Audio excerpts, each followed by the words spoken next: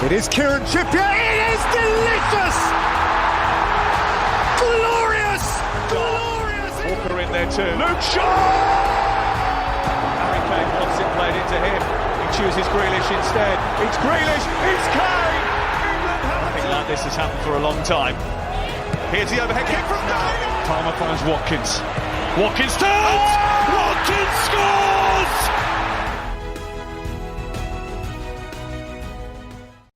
Hello there, and welcome to another episode of the Gate 102 podcast.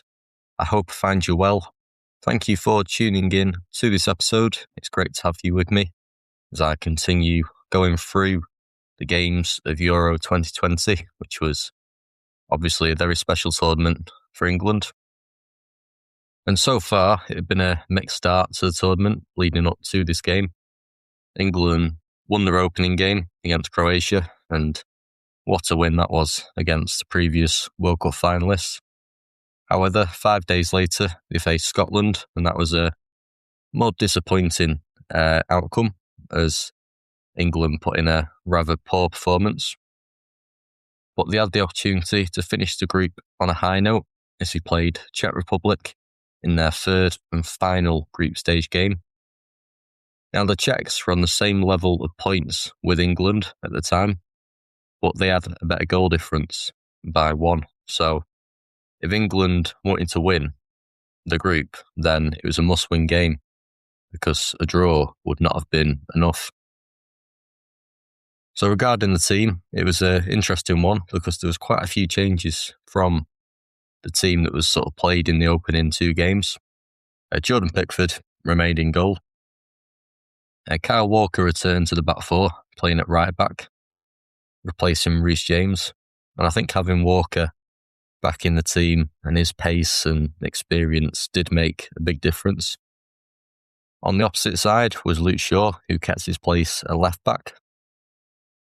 The centre-backs were John Stones, and alongside him was Harry Maguire, who made his first appearance of the tournament.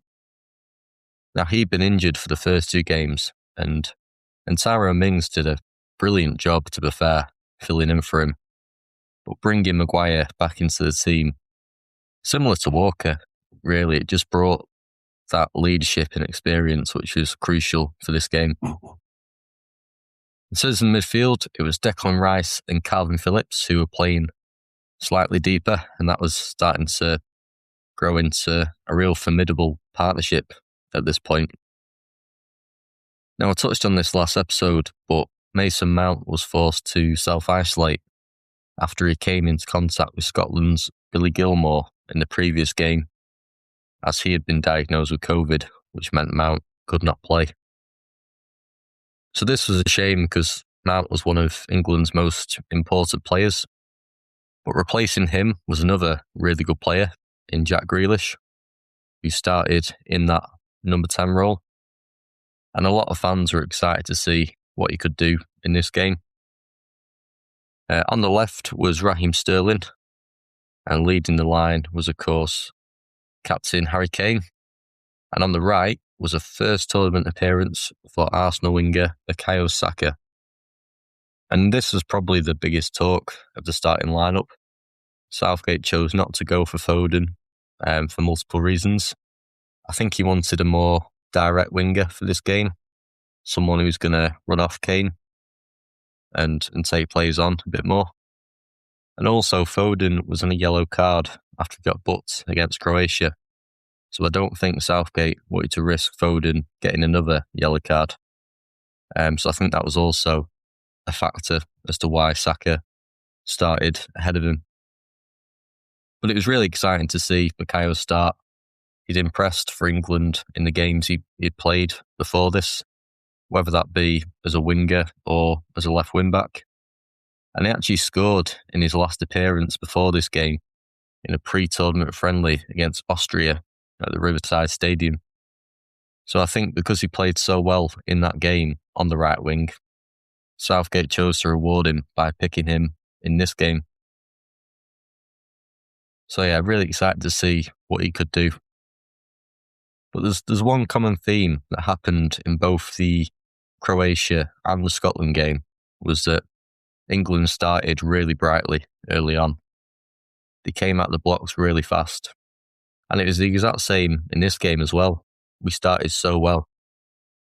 And it's quite ironic because just like the Croatia and Scotland games, England actually hit the post in the opening 10 minutes. This time it was Raheem Sterling who tried to lob it over the goalkeeper, but the woodwork denied the opening goal. It's funny because it was the same goal as well, and the same sort of timing in the game for 3 games in a row. You couldn't really write it. But again, it goes to show how good England were starting games well and getting off on the front foot. And it was a shame Sterling hit the post, as it would have been a really very nice goal. But a few minutes later, thankfully, he managed to score what turned out to be the only goal of the game, and England had taken the lead. And again, it was the Man City winger on the score sheet. A really lovely team goal, I'd say. Maguire and Saka went on a driving run and got England up the pitch. Eventually, he then switched the play to Jack Grealish.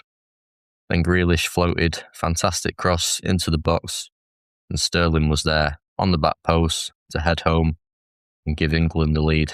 It was such a well-worked goal. And it was important that England got that early goal, especially when they had to win the game. So to get that early goal was really important. And that goal actually meant that Sterling became only the second player to score each of England's first 2 goals at a Euros tournament after Alan Shearer in 1996. So that was an interesting stat.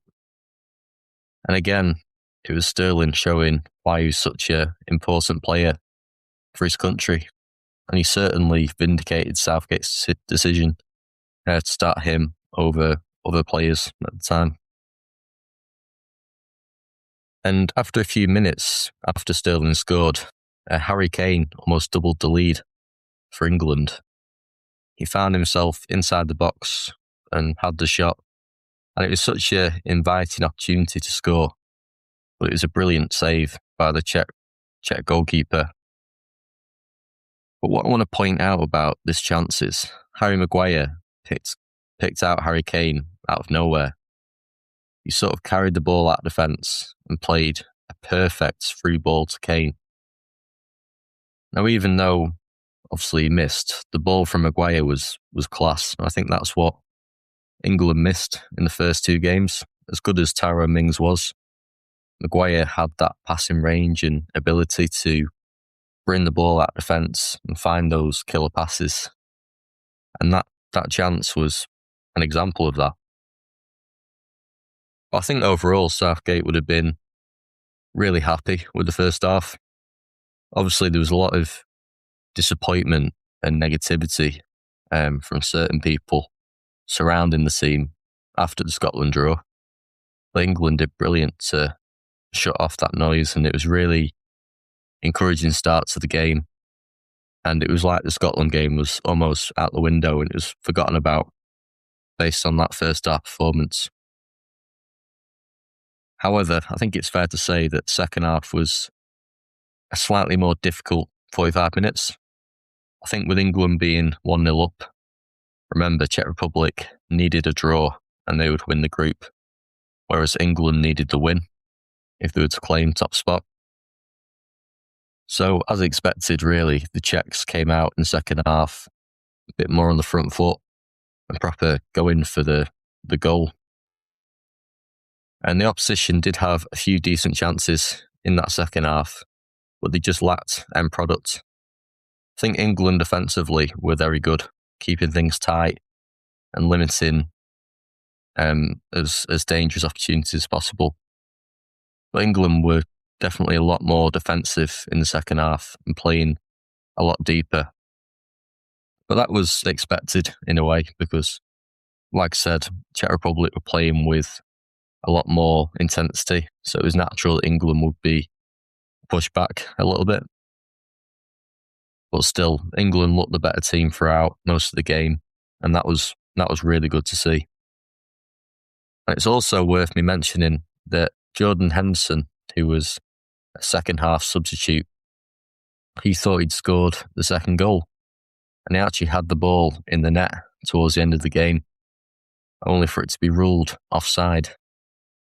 I mean, to be fair, it was the correct decision. There was no VAR needed for that one. He was definitely offside.